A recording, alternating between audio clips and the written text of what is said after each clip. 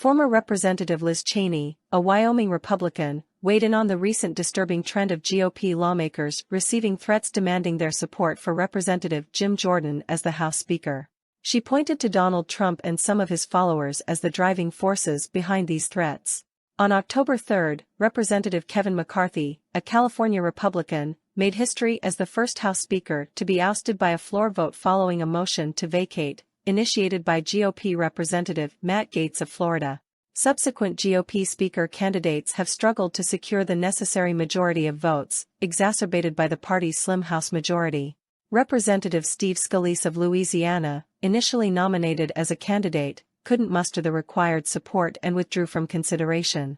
Jordan of Ohio, Trump's endorsed candidate, also failed to amass the needed votes despite 3 consecutive rounds of voting. As Jordan vied for the speakership, reports emerged of Republicans who refrained from supporting him receiving anonymous death threats. Representative Marionette Miller Meeks, an Iowa Republican, described the threats she received after not backing Jordan as credible. Jordan himself condemned the threats made on his behalf as abhorrent.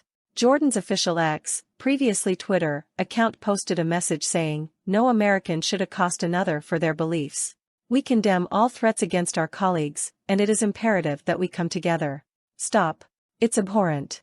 Cheney, the daughter of former Vice President Dick Cheney, served as the representative for Wyoming's at-large district from 2017 to 2023. During the latter part of her time in office, she emerged as one of the most vocal GOP critics of Trump and his efforts to overturn the 2020 election results.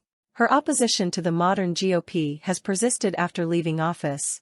During an appearance on CBS News' Face the Nation, Cheney addressed the reports of death threats connected to Jim Jordan's bid for the speakership.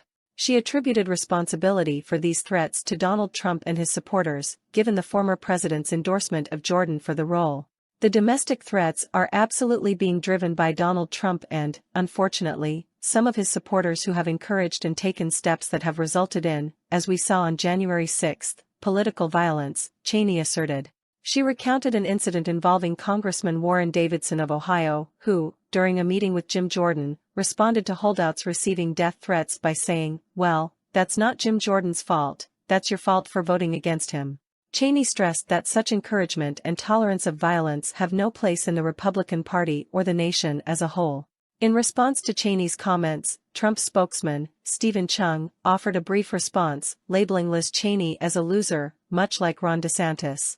During a separate interview on CNN's State of the Union, Cheney didn't rule out the possibility of a future presidential run.